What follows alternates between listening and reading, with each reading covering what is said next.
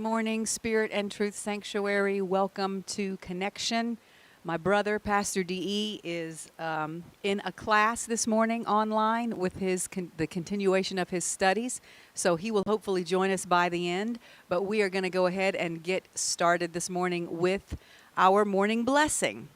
Spirit of Truth, we come to you today to declare these intentions that we as a corporate body are focusing on this year.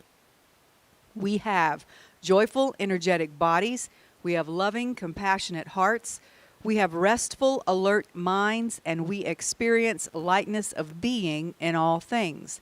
It is our intention today and for the rest of this year to replace any resistance, disorder, effort, or struggle with gentleness, clarity, health, eagerness, love, joy, and freedom as our natural state. It is our prayer, our intention, and our heart's desire to be fully awake today and always. We believe it, we perceive it, and now we receive it in the name and nature of the Christ. Amen, and so it is. Okay, we're going to get started right away with our quotes. The first one is from a woman named Fiona Hutton, and she says, "Listen to the universe. It's always whispering to you messages through songs, dreams, numbers, animals, and thoughts." Okay, next, Dolores Cannon. "A lot of people who are obsessed with ascending have not yet mastered grounding."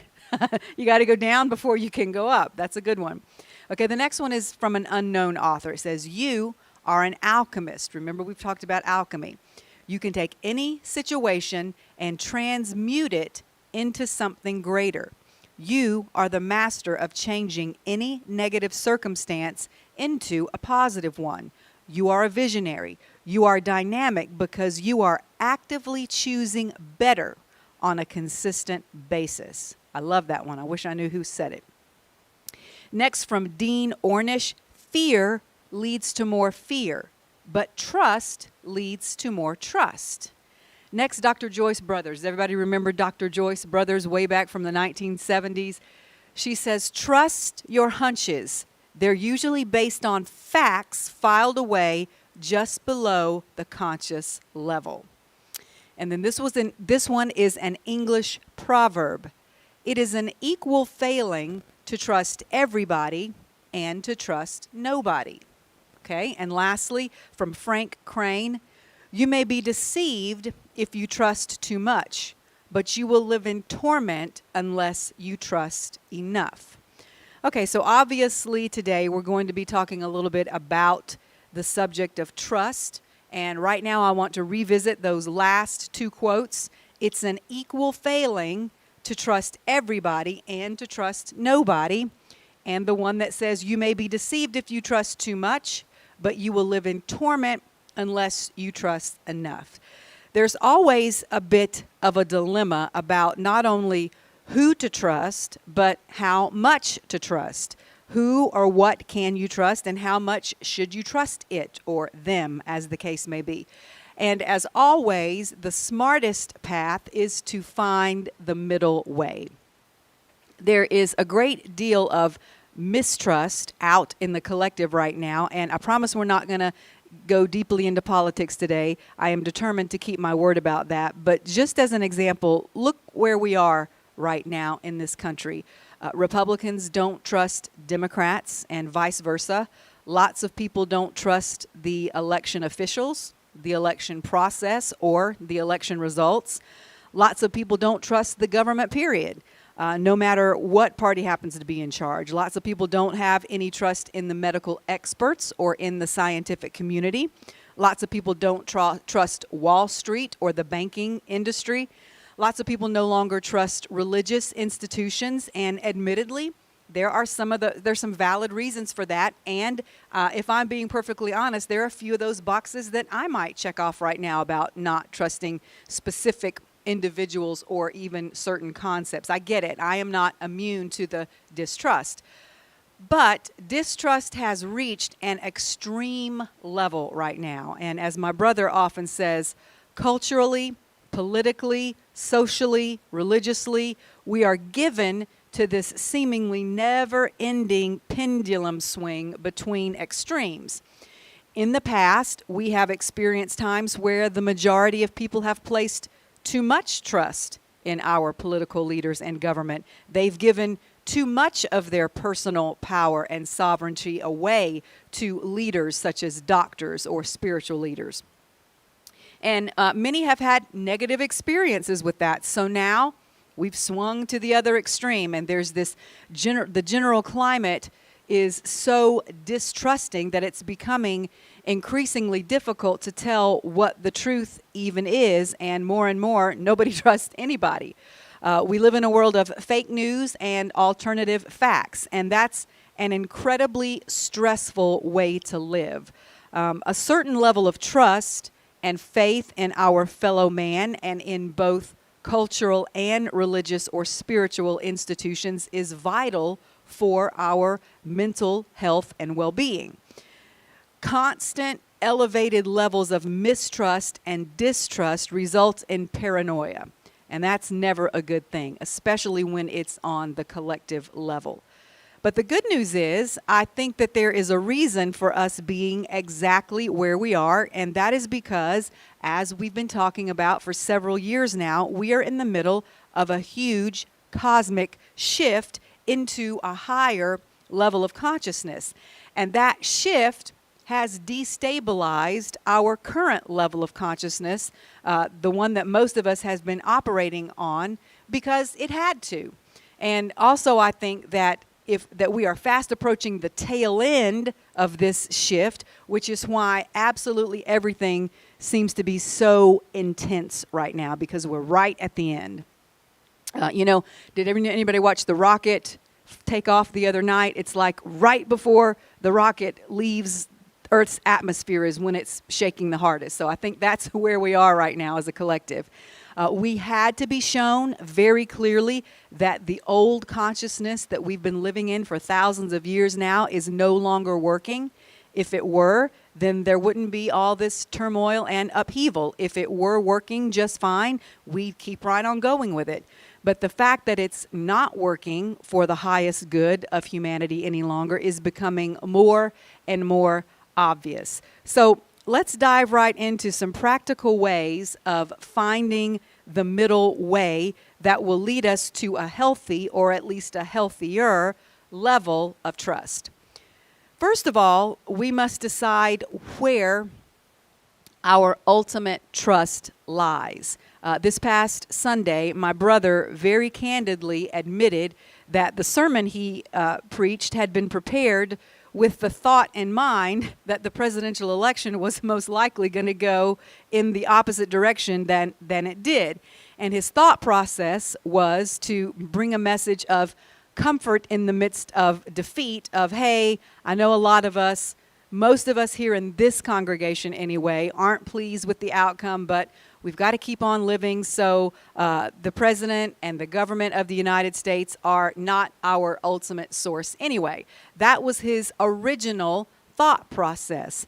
But then, because Bishop Pearson came into town unexpectedly the week before last, and he spoke on that Sunday instead, that sermon of my brother's was delayed a week. And by the time the next Sunday rolled around, lo and behold, the election had been called, not certified for everybody who wants to argue with that, but called for President-elect Biden. So my brother figured, well, I've got to throw that sermon out and start from scratch because that message is no longer necessary.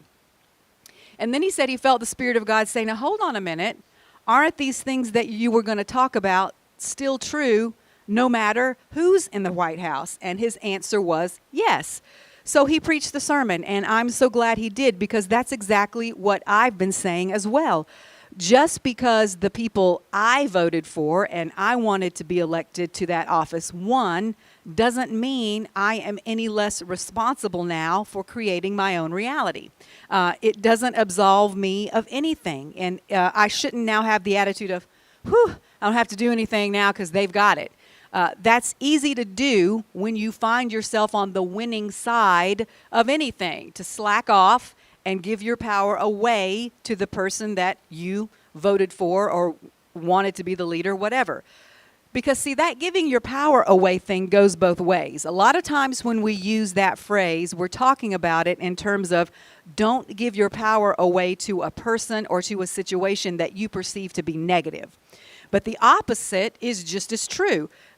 Just because you like someone better, just because you trust them more, you still shouldn't be giving your power away to anyone. You and your life are still your responsibility, and it's no one else's job to create your life for you.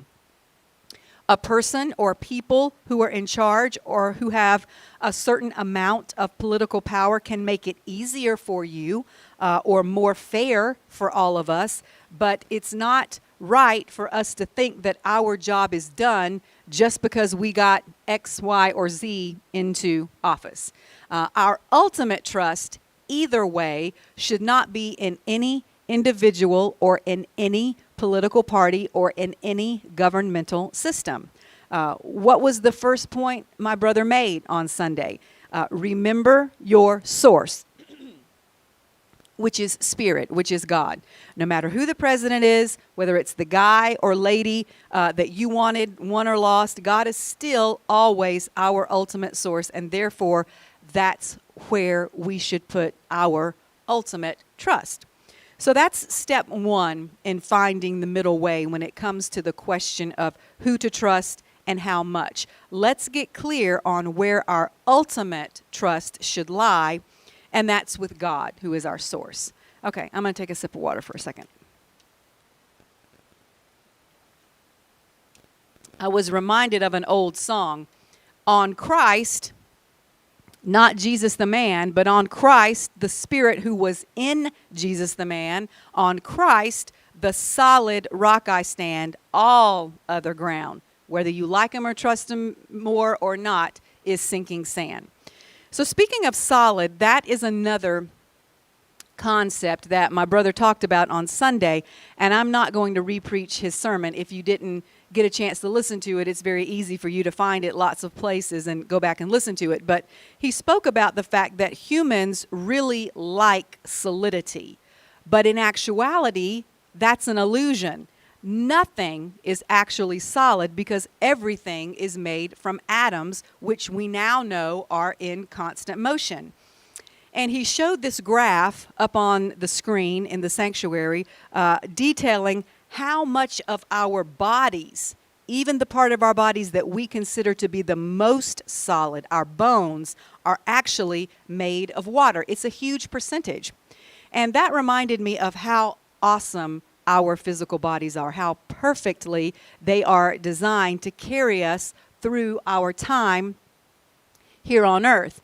And not only did God create for us perfectly designed bodies, but the mental processes he gave us are also incredible.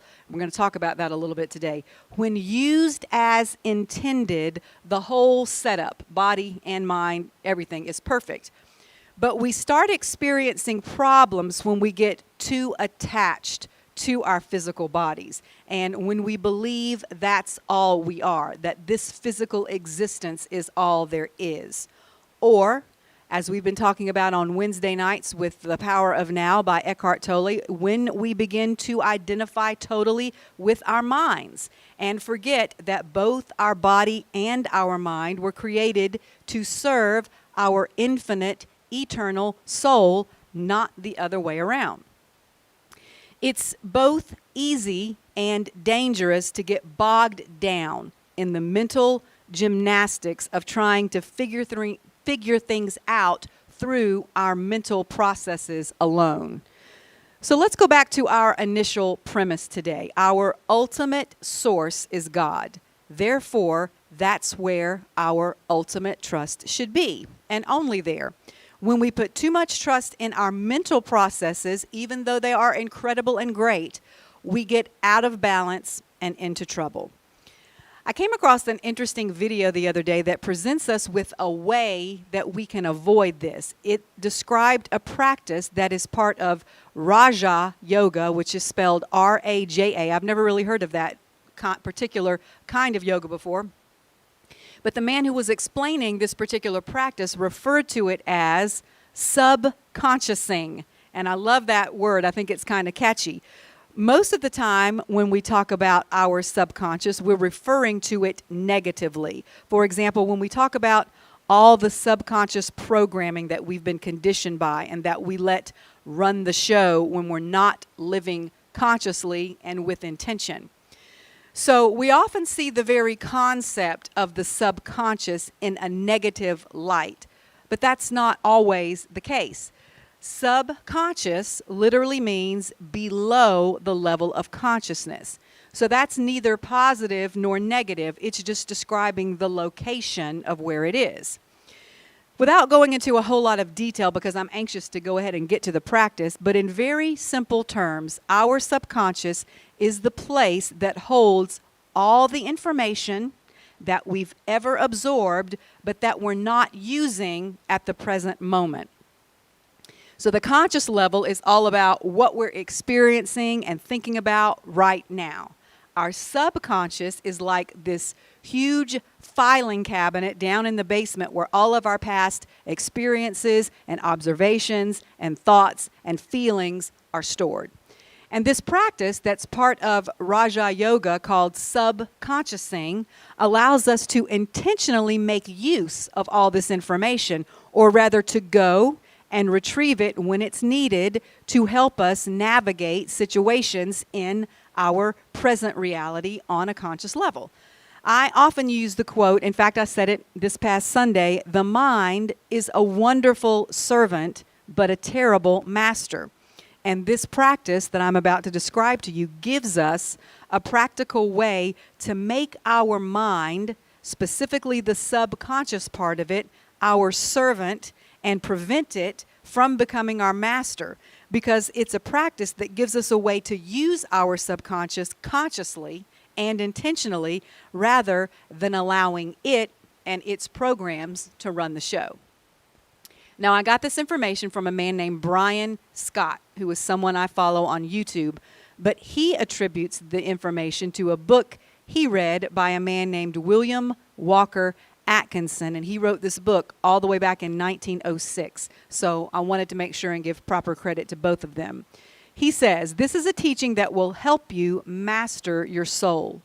Reasoning is not necessarily conscious in its operation.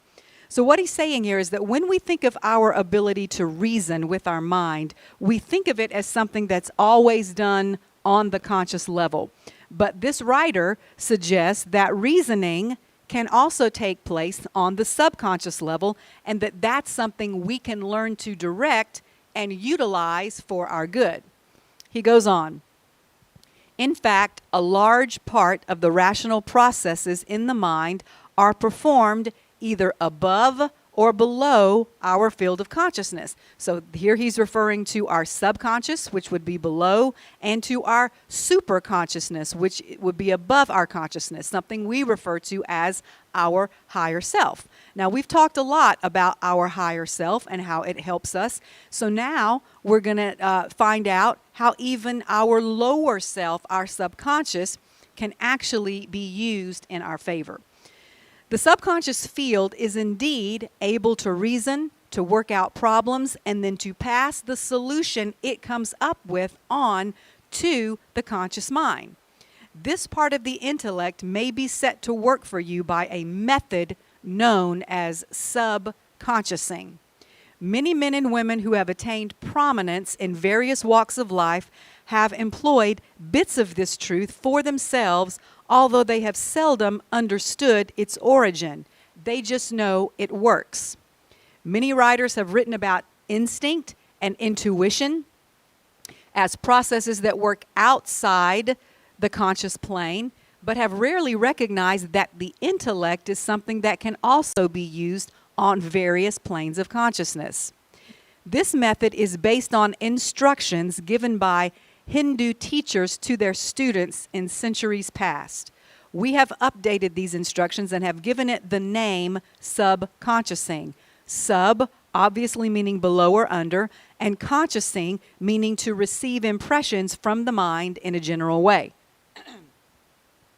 Subconsciousing, for the purposes of this lesson, may be understood to mean putting the subconscious mind under the order or under the direction of the conscious mind. So we, as I said before, always tend to think of our subconscious as this unruly, out of control part of us, of our mind, that's just always messing everything up.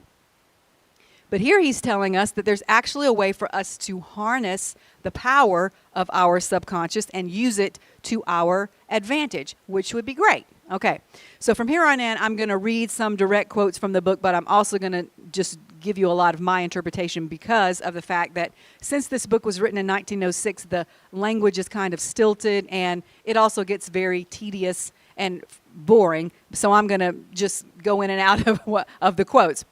So the first thing he does, though, is he gives a few examples of how this works, which is something that I've talked with you about before in previous teachings, how when you're trying to think too hard of something or to remember something or to figure something out through your mental processes, that the answer often eludes you. But as soon as you relax, as soon as you let go of your thought process and engage a different part of your brain, as soon as you start thinking about something else, then that answer will, or what you were trying to remember, will often just pop into your head effortlessly. So he gives examples like this. Sir William Hamilton discovered an important law of mathematics while walking with his wife. He had previously been thinking of a missing link in his chain of reasoning, but the problem was worked out on the subconscious level of his intellect only after he stopped consciously thinking about it. Second example, a great French chemist named Berlot admitted that some of his best conceptions had flashed upon his mind as if from the clear sky, seemingly out of nowhere, during times when he was not thinking of chemistry at all. In these examples, though, it is to be noted that each of these people who related instances of receiving help or inspiration via the subconscious mind had merely stumbled upon the fact that there was a part of the mind below their consciousness that would and could work out problems for them, and had no idea this process could be intentionally set into motion. They merely trusted luck to start the operation of this part of their mind. After it happened to them a few times, they would saturate their minds with material, much like filling the stomach with food, and then bid the subconscious mind to sort and separate, arrange and digest the mental food outside the realm of conscious volition. Because this method had worked for them in the past, they would simply repeat the process as well as they could remember it and hope for the same result. But there is a better way. The Hindu yogis or teachers of Raja Yoga instruct their students in specific methods by which they can actually direct their subconscious minds to perform mental tasks for them, just as you might direct another person to perform a task for you. They teach their students how to bid their subconscious to comb through the files, as it were, of all the past information stored there and build from it the answer they seek.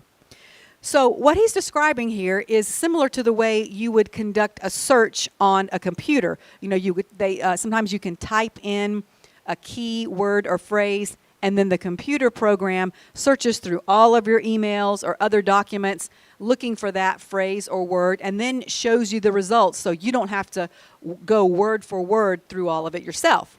So this method that he's talking about is very similar to that. And also, just as a side note here, think about all of the information that we take in on a daily basis. Here's a fun fact. The human body sends 11 billion bits per second of information to the brain. 11 million. I'm sorry, did I say billion? I meant million. That's still a lot. 11 million bits per second of information is what your senses are sending to your brain. Yet the conscious mind seems to be able to process only 50 bits of information per second. So that's a whole lot of information that's got to be stored somewhere. So where it goes is down to our subconscious. And again, that's the stuff that just starts running you unless you consciously get a hold of it, which is what this practice he's talking about tells you to do. Okay.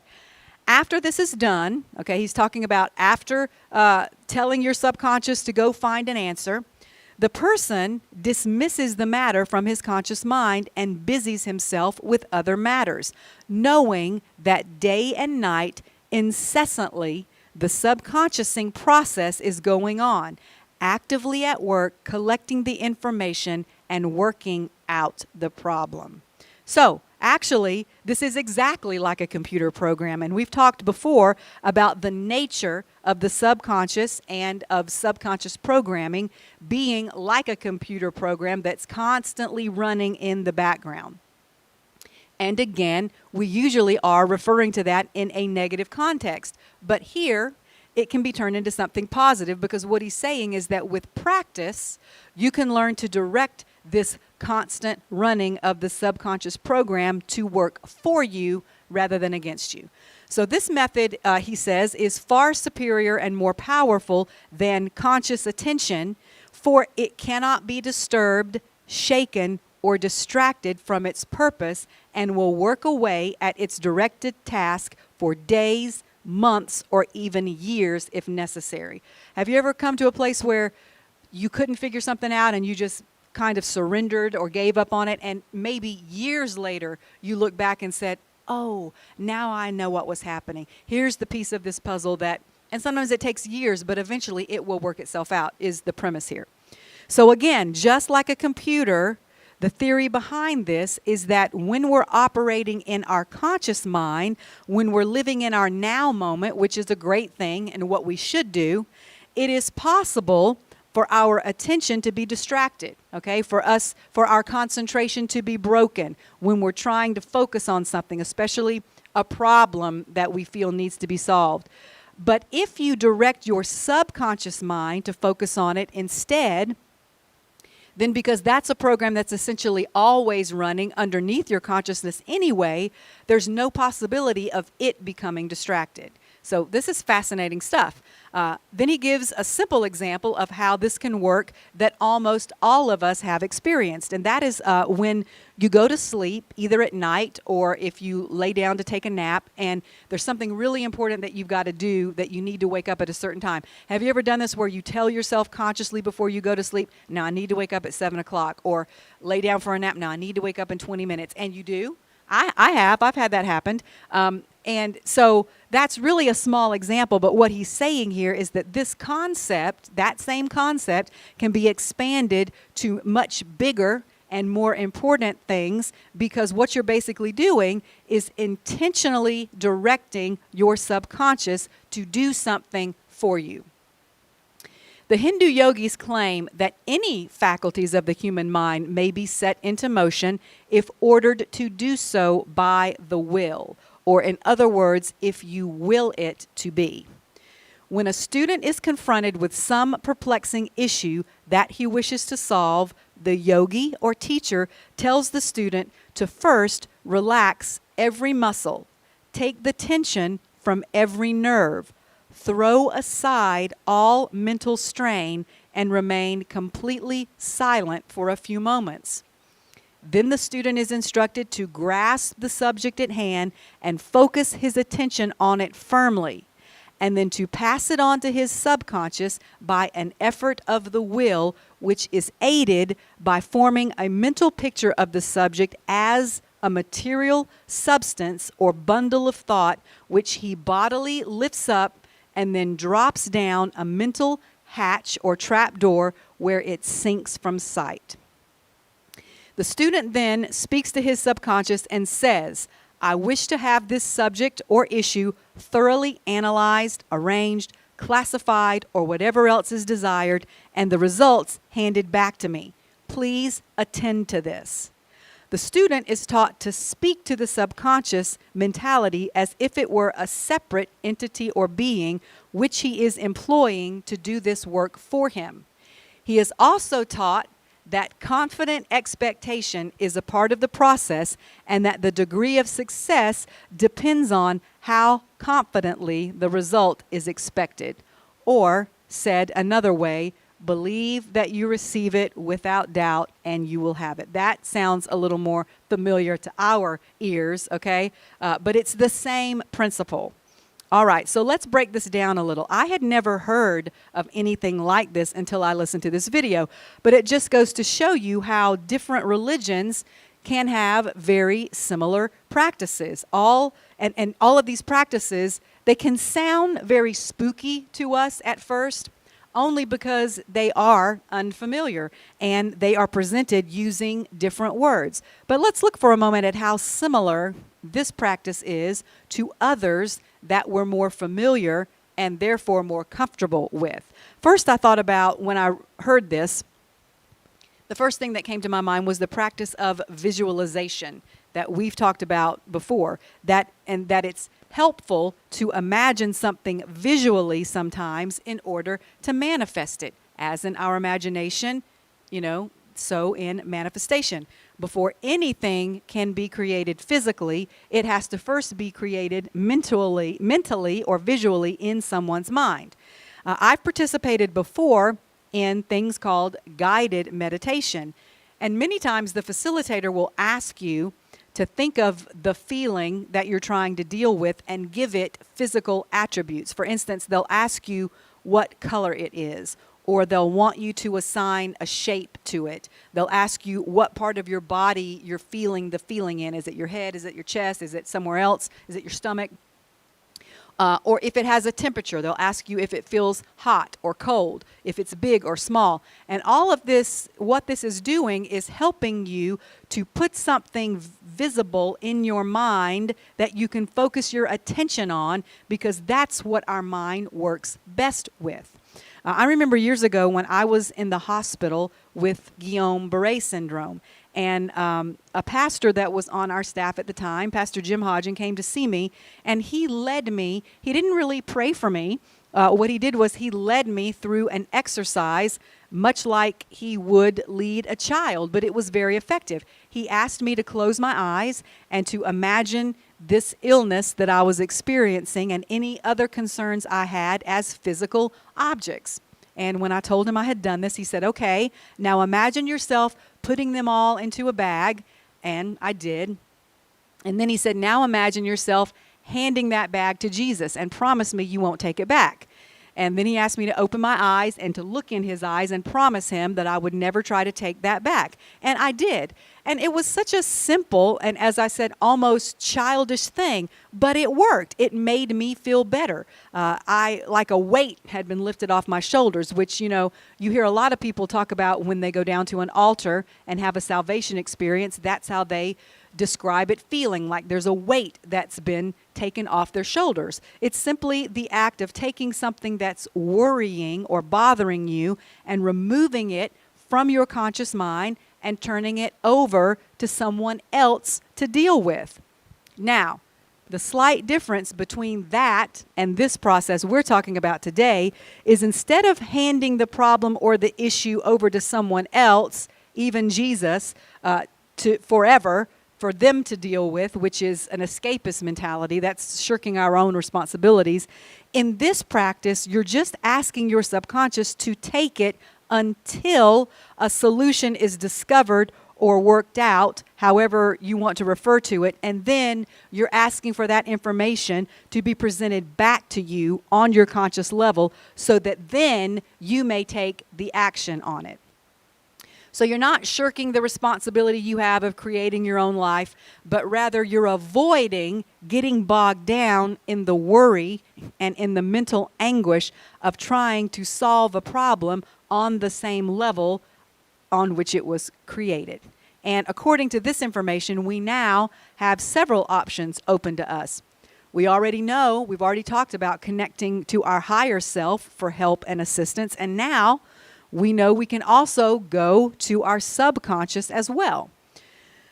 The word meditation doesn't only mean to clear your mind of all thought. That is only one of its meanings, or one of the ways it's possible to meditate. It is also possible to meditate on something in particular. And this is how I think of this process called subconsciousing. When you find yourself facing a problem that you can't figure out the answer to, and you're getting lost in the mental fatigue of thinking about it, and of course I'm not suggesting that you stop thinking things through, but you know what I'm talking about. You can feel when you have slipped from thinking something through into that fruitless thought where it's becoming nothing but worry.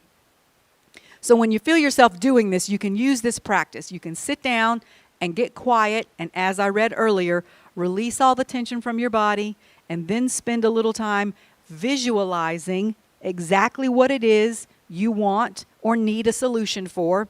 Give it as much physical detail as you need to, and then actually imagine yourself physically lifting it up and dropping it down a trap door and watching it sink below the level of your conscious thought, and then ask or command your subconscious to attend to it by using the power of its programming to search through all of that information it has that's available to you, but you're not consciously aware of, and bring it back to your consciousness or to your conscious level in the form of a solution.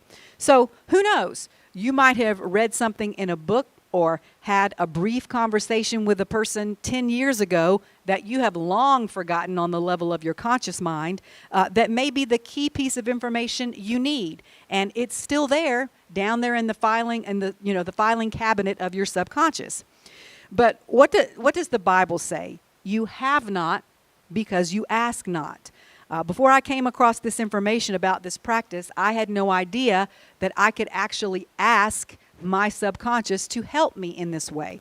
I didn't even know it was a thing, but it came across my radar at just the right time. And I actually did this last night with some things that I've been worrying about. And it's just another tool we can use to create the reality and the life that we want for ourselves.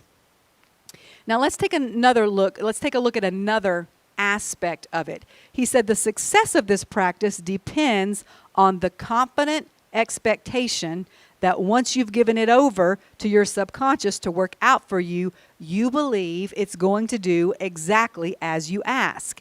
In fact, you're so confident that you can go ahead and put it out of your conscious mind and trust, there's our key word today, that it's being taken care of, and any information you need regarding it will be brought to the attention of your conscious mind the moment you need it. So where's our biblical support for that? Be anxious for nothing. He prepares a table before me in the presence of my enemy. Cast all your cares upon him. When you don't know what to pray for, pray in the Spirit. On and on. This fits in so perfectly with what the Bible tells us as well. And the Bible also tells us that belief, or as this practice calls it, confident expectation, is the key to receiving. I want to read now from Mark 11:22. So Jesus answered and said unto them, have faith in God. For assuredly I say to you, whoever says to this mountain, be removed and cast into the sea, and does not doubt in his heart, but believes those things he says will be done, he will have whatever he says. Therefore I say to you, whatever things you ask when you pray, believe that you receive them and you will have them. So once you ask your subconscious to attend to a situation and confidently expect the answer will come to you when you need it, then forget about it. Again, it all comes back to the concept of trust. Do you trust in a loving God and a loving source that's always working things out for your good, even behind the scenes when it doesn't look like it, or do you not? I want to read something now quickly from our friend Amanda Ellis. This is from a post she put up on Instagram yesterday. She said, when we keep asking over and over again from this almost desperate place, we can say we believe an answer is coming, but do we really mean it? Sometimes we say a prayer or we ask for Spirit's help, but we really don't believe it's being answered if we feel we have to continue asking, do we? Sometimes we have to reach that totally surrendered state where we say, I no longer know how to deal with this. Please step in. And once you do that, you must believe your request has been heard and that it's in the process of happening. A lot of the time, we get in the way of our own healing or of receiving our answer because we keep making the same request. We ask for the same thing over and over. We've got to get to the place where we only ask once and then we trust that we've been heard. Otherwise, it's disrespectful to Spirit. Wow. So I've never quite thought of it in those terms, but that's true. It is disrespectful to Spirit to ask for help and then not believe He's going to, or that He's already sending you the answer.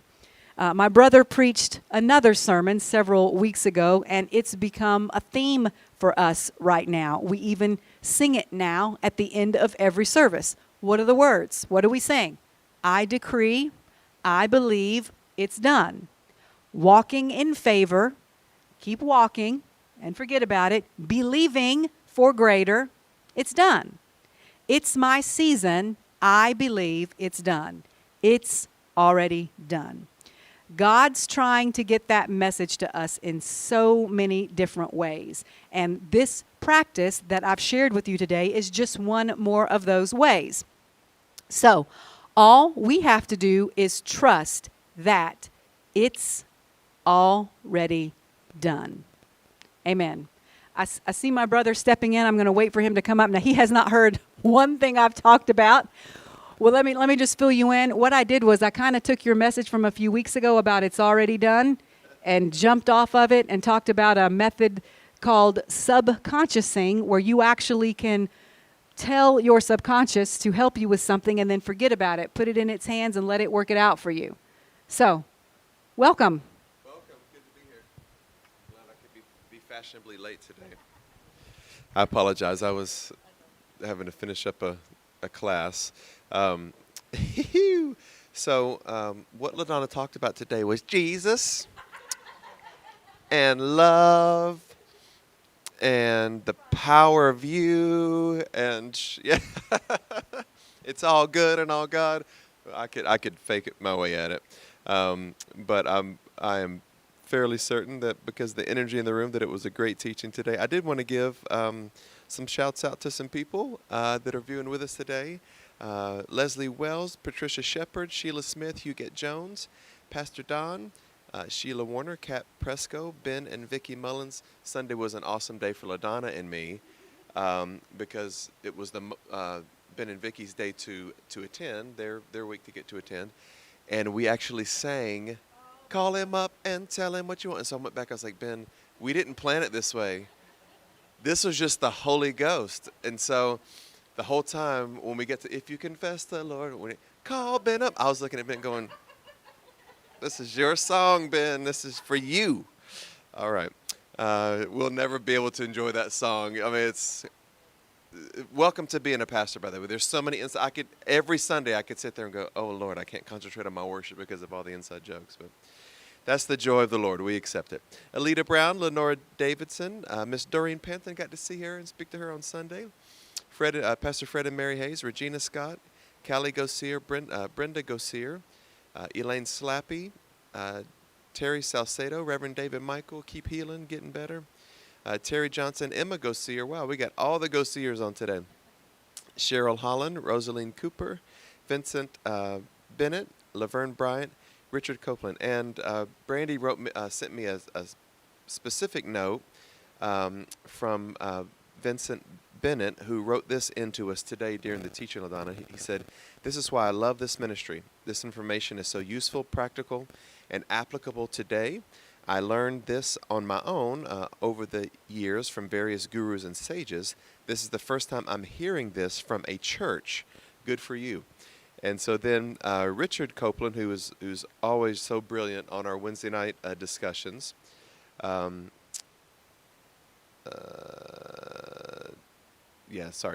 Richard said, does our subconscious function better when we are asleep? When I experience difficulty coming up with conscious answers, I tell myself I will sleep on the problem and often come up with possible answers to to my problems when I awake.